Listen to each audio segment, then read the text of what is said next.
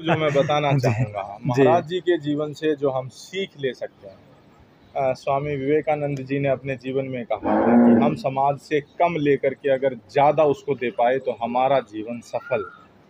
हम कुछ भी ग्रहण करते हैं, चाहे वो ज्ञान, हमने जो शिक्षा जो अर्जित की और उस शिक्षा को कितना आगे जा कर के उसका प्रसार किया, वो जो हमारे स्कूलों के सामने आज भी लिखा रहता है कि शिक्षार्थ आइए सेवार्थ जाइए, उसका यथार्थ चित्रण यहाँ पर देखने को मिलता है कि संस्कार आप यहाँ से सीख करके जाएं और उस संस्कार, उस शिक्षा, उस ज्ञान को अर्जित करने के बाद फिर आप समाज में सेवा के लिए जाएं। लेकिन आज जो आपको बड़े बड़े गगनचुंबी मल्टीनेशनल जो स्कूल या फिर इंटरनेशनल जो स्कूल खुल रहे हैं, उसमें ये सिद्धांत आपको देखने को नहीं मिलता है। उसमें भारी भरकम फीस के साथ बच्चे को एडमिशन दिया जाता है। तो जब बच्चा अपनी जेब से इतना खर्च करके उसमें एडमिशन ले रहा है, तो वो शिक्षा ग्रहण करने के बाद उसका उद्देश्य क्या होगा कि मैं बड़े पैकेज पे जाऊं, मैं इससे भी ज़्यादा अर्थ कमाऊं।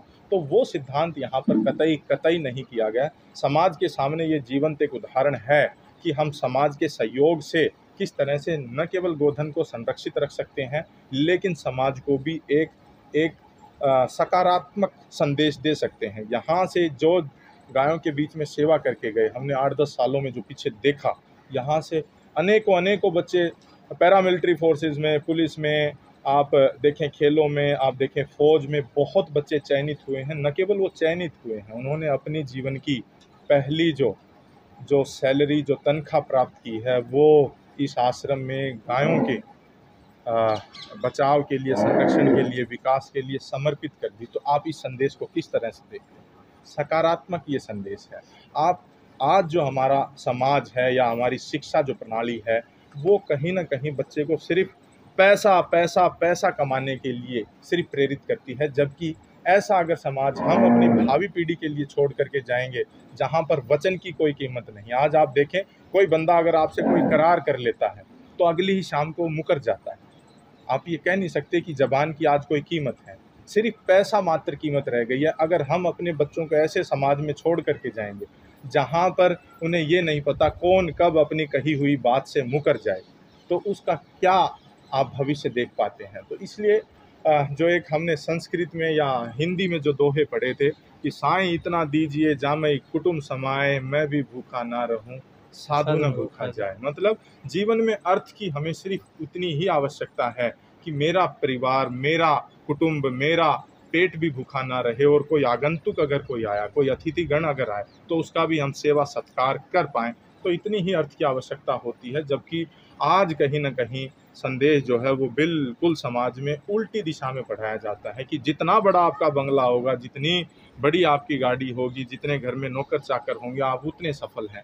ये सफलता की परिभाषा नहीं है। सफल जीवन देखना है तो आपके इस वीडियो को जो देख रहे हैं, उनको मैं आग्रह ज़रूर करना चाहूँगा, जीवन में से कभी समय ज़रूर निकाल कर के एक बार हम माजरी आश्रम में आकर के पधारें और यहाँ का जो एक सकारात्मक ऊर्जा से परिपूर्ण ये जो वातावरण है, वायुमंडल है, जो यहाँ पर गायों से एक सकारात्मक ऊर्जा का पूरा निर्माण हुआ है, उसको अनुभूति करें और फिर खुद आंकलन करें कि जीवन में आप किस चीज़ के पीछे दौड़ रहे हैं और क्या चीज़ आपकी छूट रही है। धन्यवाद।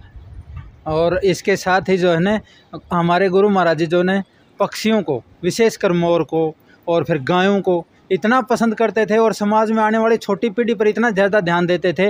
वो बताते थे कि भाई कोई भी आदमी जो है ना अच्छो जीवन जीवेगा तो वो वास्तव में विकास करेगा। विकास पैसा से कोने हुआ है, विकास जो है ना वो ज़्यादा ऐसे हुआ है कि भाई अपना जीवन सुखी हो, अपना जीवन से और दूसरा लोग भी जो है देख के या खुशी महसूस करें कि भाई हमें भी ऐसा जीवन जीना चाहिए। हमें गुरु महाराज जी के जीवन से बहुत ये चीज़ मिली है। हमारे बार बार दिमाग में यही आता है, गुरु महाराज जी ने समाज को इतना दिया, और उन्होंने बार बार ये कहा कि भाई गाय माता इतना देती हैं। अब 5 वर्ष से जो है लगातार ऐसी स्थिति है, गाय माता की सब चीज़ आगे से आगे हैं और गौशालाओं में बेचनी पड़ती हैं।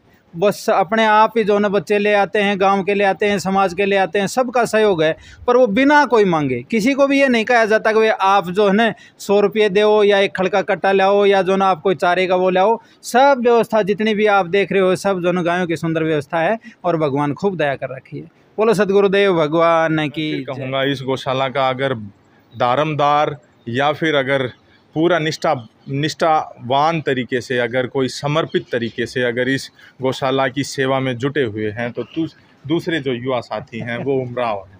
तो आगे की जो सवाल हैं वो आप इन्हीं से पूछें। जी बताएं अपने बारे में बताएं, कैसे जीवन आप यहाँ से जुड़े, क्या कुछ आपको सीखने को मिला? देखो, ज़्यादा बातें तो मैं नहीं जान पाऊँगा, पर गाय से हमारे काफ़ी लाभ मिला हमको, आत्म शांति, और गाय से काफ़ी कुछ सीखने को मिला हमको।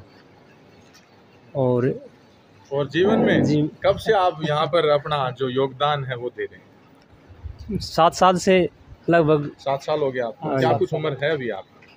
अभी 30 साल है। और देखें 23 साल से पूरे समर्पित आप यहाँ पर, चाहे शेड का निर्माण हो या कहीं कोई बिजली की व्यवस्था करनी हो, कोई तार जोड़ने हो, कोई भवन निर्माण हो, कोई यहाँ पर छप्पर या झोपड़ी, आप पीछे अगर देखेंगे तो यहाँ पर पाएंगे कि बहुत ज़्यादा यहाँ पर कच्ची मिट्टी के और चिकनी मिट्टी से निर्मित यहाँ पर ध्यान केंद्र बनाए हुए हैं इस पूरे आश्रम में। जब कभी भी आपको समय मिले तो आप ज़रूर देख के जाएं। उनका निर्माण में इन्होंने बहुत अच्छा काम किया है, तो ये भी प्रशंसा के पात्र हैं। और महाराज जी जो चीज़ कल्पना करते हैं कि ये काम यहाँ पर होना चाहिए, उसको कार्यान्वित जो करते हैं वो ये 2 युवा साथी हैं। हालांकि सहयोग पूरे समाज का है, ये नहीं कहेंगे कि सिर्फ यही 2 सहयोग कर रहे हैं, समाज पूरा है। गांव जो है, माजरी जो गांव है, वो यहाँ पर युवा साथी स्वेच्छा से आते हैं।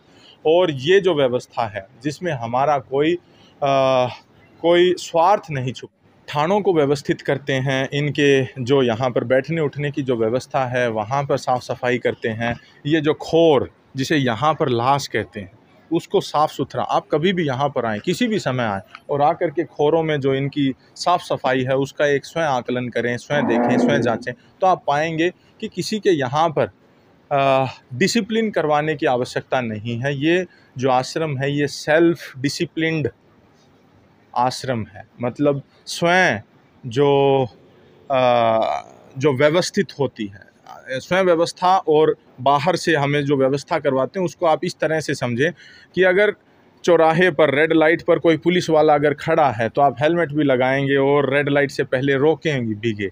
लेकिन अगर आप सेल्फ डिसिप्लिन्ड हैं तो आपको कोई फ़र्क नहीं पड़ता कि वहाँ पर पुलिस वाला खड़ा है या नहीं, आप रेड लाइट देखते ही रुकेंगे, हेलमेट पहन के चलेंगे, अपने कागजात साथ लेकर के चलेंगे।